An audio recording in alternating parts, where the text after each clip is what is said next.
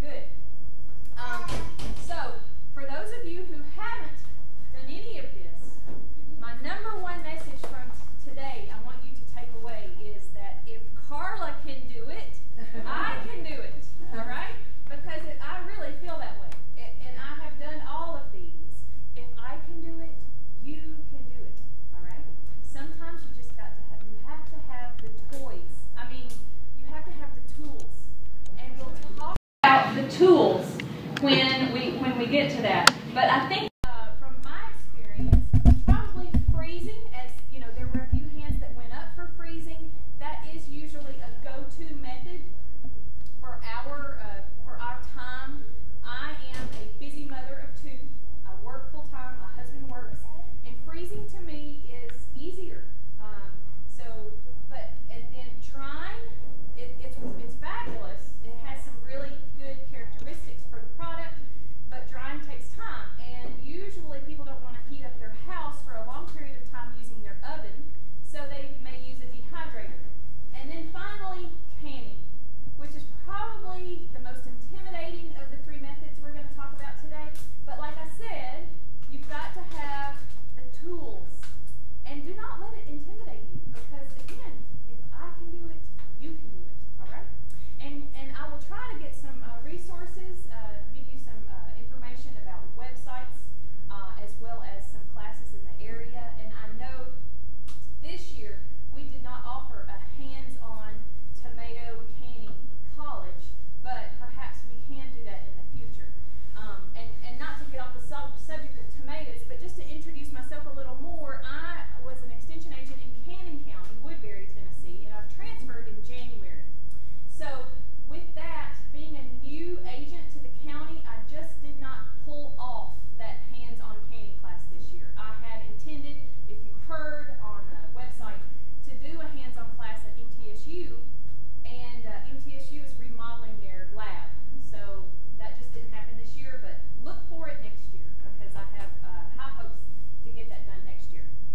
So I'm going to talk about, in my opinion, the two easier ways, drying and freezing tomatoes.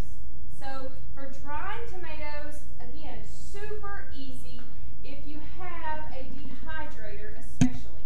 Now, I'm not telling you to run out and buy one. You can do it in your oven. However, if you do it in your oven, you're talking about a high heat of, at least 300 to 350 in your home for hours in the summertime. So that's why I guess my personal recommendation would be to purchase a dehydrator. Most of them that you see in stores will be similar to this, where you have the heating element either on the top or on the bottom. So this is more, for consumers. Now, take the trays. Now, we really recommend Roma or Pace or Plum tomatoes. They are a prime variety for drying, but just to play around, in my garden we have Better Boy, because so I did some Better Boy, and they're tasty as well. So you want to pull out, as a friend of mine who dries a lot more than I do, as she says, you're going to hear some really technical terms today, and you may or may not want to write them down. But she said to make sure to pull out the guts, okay? So when you're drying, so you're pulling out the membrane and the seeds, so you're trying to minimize the water that's already in the tomato. So I, capped them and then cut off, and I used a strawberry capper to get to the inside of the plum tomato and pull out the membrane and the cells. So that minimizes the moisture that's already in the tomato, and I sliced mine and put them in the dehydrator. So before I did that, I'm sorry, you need to blanch them or skin them. Now, really, that's a personal preference. I like to take the skins off by putting the tomatoes in boiling water, and it usually takes about 2 to 3 minutes, and then you immediately put them in ice water, blanching them, and then I core them and peel them. And that is when I chop the heads off and get the cell membranes out. So now, again, this is your personal preference. It's recommended in several of our publications to slice them, but if you want to julienne, it depends on what kind of dried tomato you would prefer. Now, once they're dried, proper storage is very important. It is critical that you want to maintain their quality. You've taken out the moisture, but they can deteriorate rapidly if left to absorb moisture in the air, and we certainly have that in Tennessee. So a vacuum-packed, I don't know if any of you have that toy at home, but a vacuum-packed or stored in the freezer is ideal. I think most of the people who I've talked to usually put them in the freezer until they're ready to use them. But packing them in an airtight glass jar and storing them in the refrigerator or the freezer works best. So once you have these dried tomatoes, what do you do with them? Now, I don't think anyone raised their hand when we talked about drying tomatoes. Did anybody dry tomatoes in here? Nobody. Oh, you did? So would you mind sharing how you use your dried tomatoes? On pizzas and rehydrate. We eat as a snacks even. Right. Like dried okra, dried tomato, like that. I'll put it like in a mix and just use it as a snack sometimes. When I brought these dried tomatoes into the office, I had to, push people back because they are tasty. It's a dried fruit. So you take that moisture out and it's sweet and yummy, and it can be a good snack. But also, like she said, you can crumble it up and use it as a pizza topping. You can put it in soups, stews. You can crush it into a powder and make tomato paste. So it can be powdered, sauces, ketchup. You could even use it as ketchup. So to win my audience over, I have some dried tomato samples that my master gardener friend in the back is going to put out at the end on a napkin. I have two varieties. I have the Roma, which are sliced, and then I have the Better Boy, which is kind of almost looks like a fruit leather. But, ooh, I can smell them. I don't know if you can. But I put them in airtight containers immediately to bring them to you. But like I said, if you were storing them over time, the freezer is probably best and most feasible for most of us. Because when you buy them in olive oil. Yes. And so, what do you think about that? Yes, you can. Keep them refrigerated. Yeah. Yes, keep them refrigerated. Yes. You can put them in olive oil, is what she asked. And if you're going to use them for sauces or, again, maybe Italian dishes, you can even add seasonings to them. I was seeing if there was anything in my information immediately. If you choose to marinate them in olive oil for use in Italian dishes, store them in the refrigerator in a sterile glass jar. There's my notes right there. Now, freezing tomatoes, again, a popular one. And you would want to, again, remove the skins. Same method that you put them in boiling water. And really depends on the variety of the tomato and how mature it is, whether it takes 30 seconds or 2 minutes in that boiling water. But you want to loosen the skin so that you put it in the ice water immediately to stop the growth enzymes, that's blanching. And then you peel it and core it. And then you can freeze either whole tomatoes or in pieces and pack them into containers, leaving a 1-inch headspace. Are you familiar with headspace? When things freeze, it's going to expand. So you need to make sure it has room to expand in whatever container you choose to preserve it in. So seal it and freeze it, and use only frozen tomatoes for cooking or seasoning, as tomatoes will not be solid when they're thawed. So if you want to do tomato juice, again, wash, sort, and trim your vine-ripe tomatoes. Cut them in quarters or in eighths.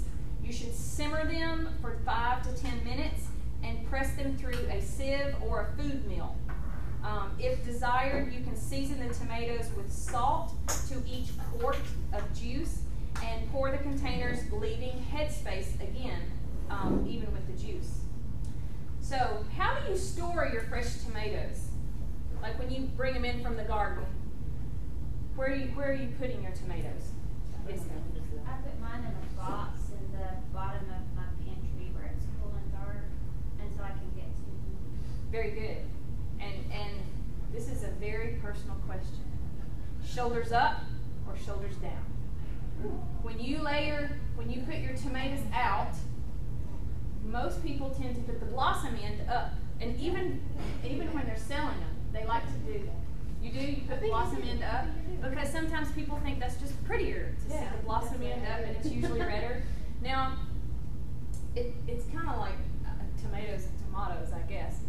However, there is some research that's saying to put the stem side up, because that stem side, I don't know, everybody's face is like, nobody ever does that. And when you tell people to do that, they look at you like you're crazy. But that's the softest side of the tomato. So constantly, putting them down can cause damage to that tomato.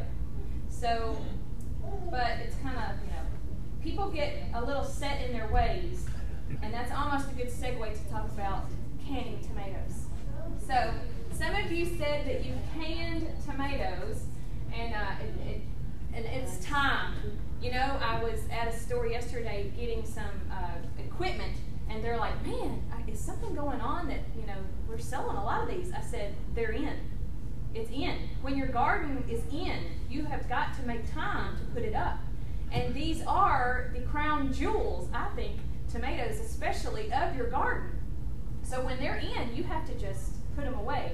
And the two most popular items I have seen are tomatoes and green beans. When you talk about preserving, home canning, tomatoes and green beans are kings. Yes, ma'am. I have a question back on the freezing part. Yes, ma'am. When you was talking about putting in containers, are you talking like Tupperware containers or glass jars or bags? Oh, that is an excellent question, because I sure didn't talk about that. Y'all stop me if there's something, because I brought several containers. You can freeze in jars. And some people still do. There's a category at the Wilson County Fair, if they still have it, where they freeze in jars. So I prefer, this is one of the ways I can be green, reusable freezing containers. Now the shape is up to you. These make more sense to me than these. But when you freeze, they even have measurements, half pint to 1 pint, and it has marks, to show you even the correct headspace when you're purchasing certain containers. So that's win-win. Definitely date the year, because you think you may eat them all in a year, but sometimes things get tucked away in those deep chest freezers, and you don't get them eaten within a year or even 2 years. Hopefully within 2 years, right?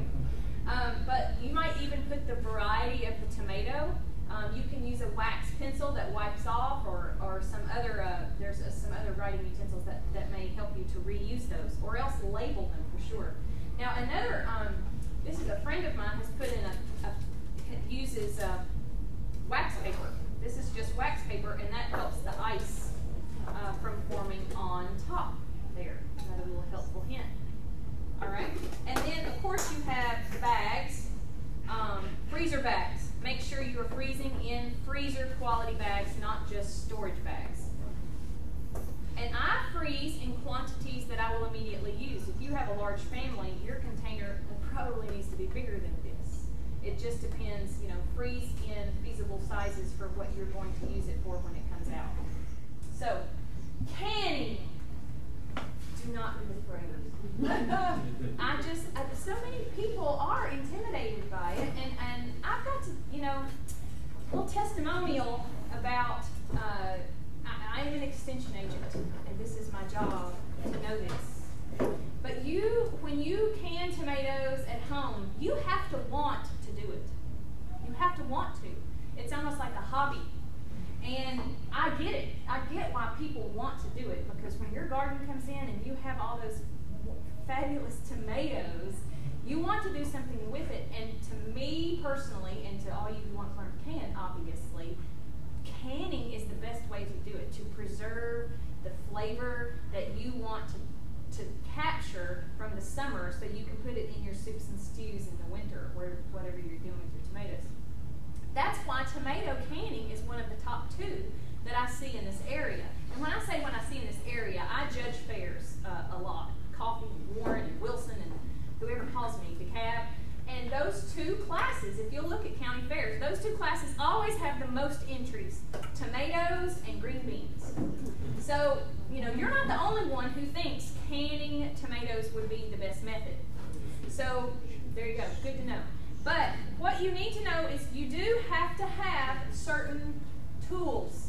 Or you have to have, you know, your canning jars. If I'm putting up tomatoes, I think it just doesn't make sense to use pint jars. I always use quarts. That's up to you. Now, and also if you're a very beginner, you need to know there's regular size lids and there's wide mouth. Because if you have wide mouth jars, you just need to make sure you have wide mouth lids. So make sure your jars are ball or curve, mason jars. Do not reuse spaghetti sauce jars or mayonnaise jars or peanut butter jars. And there are even some jars, they're new jars now, everybody's trying to make them pretty and better, but make sure you have the correct lids as far as whether it's regular or wide mouth, lids with a sealant, and you only use your lids once. Don't reuse your lids. Once that compound has been heated up and used to seal, then the lid does not need to be reused. Now, the ring can be reused. That's why you can buy the lids separate, but you can reuse your ring. Now, when you're processing your tomatoes, you use the ring, but when you're storing the tomatoes, you do not have to leave the ring on. If you want to line them up and make them look really pretty, like a lot of people do, and show off your head space and how they're all consistent. Some people do that. Yeah, they like to do it. I just talked to somebody yesterday who said she put a shelf all across the top of her kitchen so she could just look at it like a trophy, you know? So, and I would feel that way too if I put up as much as she did for sure. But when you do, if you do leave your rings on your tomatoes, you don't need to, you know, tighten it really tight. You just want fingertip tight, all right? And when you're processing, the ring needs to be fingertip tight, so you're not pushing it down. All right, so you've got your jars, your lids, and your rings. Now here's some other things. You may not know that you need it, but you're going to need a jar filler. Now, there's a company who puts out a really nice little kit that has these tools. It's a jar filler, a jar lifter, a bubble wand, and a magnetic wand. And I'll get into those a little bit later. But this is another one. Now, these jar fillers can look fancy like that if you like things to collapse. But different looks for those. But this is a jar filler. So when you use your ladle to ladle out your tomatoes, you can, you know, it makes it a lot easier to fill your jars. All right. You also need a timer. You need a measuring spoon because you are going to need salt in your tomatoes. You will also need lemon juice or citric acid because tomatoes are right on that border about their acidity. So we need to add those ingredients, one or the other, either lemon juice or citric acid to your tomatoes in your jar. I just have one question. Yes, ma'am. Do you have to put salt? I can't do salt. No, you do not have to put salt. Oh, There you not. Okay. Yes, ma'am. Can you use lime juice? Lime juice? No one has ever asked me that. Now, I need to check if lime juice has the same acidity as lemon juice, but they're very similar fruits. I would have to check before I say I for make sure. a lot of salsa and it calls for lemon juice and I use lime juice in it. Okay. So you're telling me you already do it, whether or not I approve of your Well, I don't know whether you can do it with tomatoes or not. I do it in salsa. I'll check it for it. I got it. But I I don't do got it it. I haven't done it in tomatoes. Tongs.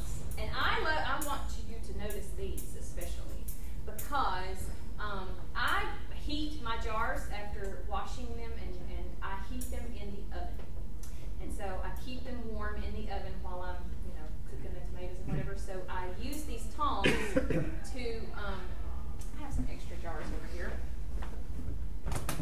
I lay the jars on their side in the oven to keep them up to temperature, and so I don't touch them when I bring them out, and I put them out on a tray. How about that?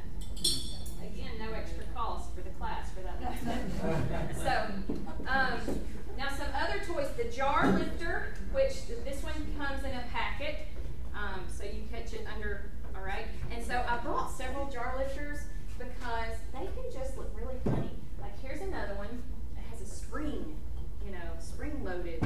This is my favorite jar lifter because this can intimidate kids, I think. So you just, you know, like that. Oh, cool. It's a jar lifter. Simple. Will that lift a full jar of tomatoes out of the boiling water? Yes. Yes. This one, it looks wimpy. Yes. Yes. Out of the boiling water. Yes, ma'am. Okay. And then this is a bubble wand. It sounds like something from Harry Potter. But it is a bubble wand in order to remove the bubbles from your tomatoes. You would also use this, you know, green beans or anything that you're canning to remove the bubbles once you have packed the jars. Now, this handy dandy little one also helps you judge your headspace. All right? So it has, I may pass this around because I know you can't see. There's a 1 inch, 3/4, 1/2, and a 1/4 inch. If you want to pass that toy around. To show, you know, for you to check your headspace to make sure it is what's recommended. And this little jewel, I don't know if you have this toy, but it's totally worth it. When you put your lids in warm water to heat up the compound in order for it to seal, this has a little magnet. So you can pick up a lid and without touching it. So you can pick up the lid and immediately put it on your jar without touching the lid. You want to pass this around? These, you know, I need these toys to come back, sure. Although they could be a nice surprise. Also, because of the heat of everything, you'll need to have oven mitts. Now, I just brought one. I also recommend lots of towels. There tends to be a lot of water and juice around. So, these are our equipment. Now, for me, I pack it all together to keep it together for when I need it. But you know, that's up to you if you want to scatter it out and gather it every season in order to can. So I also have 2 options for you. The water bath canner, excuse me. The water bath canner is just a big kettle, all right, and it has a rack. Important rack. You can, if you have the big kettle and you don't have the rack, you can shop and find one of these without having to buy the whole kettle with the rack in it. This is a water bath canner, and the reason you need the rack is not that you're not going to pull them out. It keeps the jars from touching the bottom of the pan because you're getting up to high heat for a long period of time. Sometimes that can break your jars. And that would be sad. I would not want that to happen.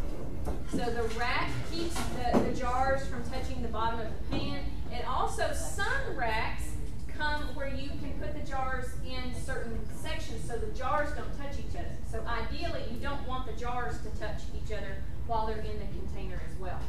So water bath canner, perfectly good for your tomatoes. This is a pressure canner.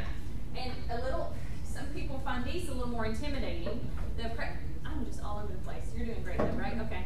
So, this is a pressure canner, dial gauge pressure canner. Now this gadget on the bottom is a little different, but same purpose. It has the holes for water circulation, and it's not, your jars aren't directly on the bottom. Now, this is a little short for me. But, you know, because you want the jars to be in there and covered with at least 1 inch, 2 inches of water. Now, your pressure canner needs to have a gasket that's in good shape, not dry rotted or cracked. You can purchase that where you get your canning supplies if you need a new gasket, because these can last forever if they're well taken care of. However, you need to check to make sure your dial gauge is accurate. How do you do that? You bring it to me. I do it for free, and I have the tester that I send in every year to get calibrated to make sure that my tester is accurate. And we check your dial gauge canner at 5 PSI at 11 and 15 because those are the most common processing pressures. So in order to make sure that your dial gauge, now, and you just bring in the lid and drop it off because, you know, I love you all, but sometimes I'm in and out and I can't get to it immediately. All right, so if you'll just drop it off with your name and how I need to contact you, I would be happy to check that for you. And I am doing a lot. right now. So I just pretty much keep it out on my desk. So if I'm in and if I can check it pretty quick, I'll do it. But if I'm out, you may have to just leave it. So you also have the weight as an option to use with your pressure cooker. That is best for cooking. My mother used to make the best roast in a pressure canner cooker, which is what this is. Okay, now all the equipment. You don't have to have both. All right, and I would even recommend or suggest for a beginner to do the water bath because I find that more beginner friendly. All right, but that's up to you. Again, I'm just gonna go by because you can see when I might skip something like what the container needs to be if I don't stick with my notes here. But again, when you're canning or preserving anything, you want the best quality at its peak, right? Because that's what's really worth preserving. So do not can tomatoes from dead or frost-killed vines. Green tomatoes are more acidic than ripened fruit and can be canned safely with recommendations from the USDA or our extension manuals. So for 9 pints of canned tomatoes, you'll need 13 to 14 pounds of tomatoes. And that is approximately 23 pounds are needed for 7 quarts of a canned product. So to prepare the fruit or the tomatoes, you need to wash them again, right out of the garden, wash them, remove the stems, trim any bruised or discolored portions, remove the peel by, again, our favorite method, dipping them into boiling water for 30 to 60 seconds or until the skin split. And like I said, depending on the variety of the tomato, it may be a little longer. And then immediately dip it into the cold water, and then you can just slip the skins off. It's like you're cheating on your homework. And then you will core them, and then the tomatoes are usually, like I said, the majority of tomatoes, we consider them an acid food, although some varieties may have the pH value above 4.6. But to ensure proper acidity in tomatoes, you're going to add either citric acid or lemon juice. And I have those amounts on your handout. You can, if you don't like the salt or the acid, you can add some sugar if that helps the flavor for you. So adding acid to overripe tomatoes will not increase the acid level enough to ensure a safe product. So properly acidified tomatoes are acid-free acid foods and can safely be processed in a boiling water bath canner. So the processing times, like I said, you process quarts for 45 minutes. Another resource for you, I mentioned at the very beginning, is the National Center for Home Food Preservation, and that is through, I work for the University of Tennessee. This is the University of Georgia who maintains the National Center for Home Food Preservation. They have a free online course as well as videos and slideshows and tutorials and publications. So that is one of the best ones. Just you can Google National Center for Home Preservation. Foodsafety.gov also has food safety charts, as well as an Ask an Expert section, and they have the complete guide to home canning. And then you may have heard of Ball or Presto. Those are 2 pretty big companies. Mrs. Wages is another one that you'll see their products on the shelves. And then, of course, our publications about canning foods and freezing foods, and then the So Easy to Preserve cookbook. On the back, you have, not of that one, of the one as part of the Canning Foods publication. Most boiling water bath canners are made of aluminum or porcelain covered steel, and they have fitted lids, and those are the ones that I would recommend for beginners especially. So I'll get this handout to you as well at the end. And I will open it up to your questions if you have any more. more specific about the steps or anything about the dehydrating, freezing, or canning? Recall. Yes, ma'am. Is it the same amount of fresh lemon as it is for bottled?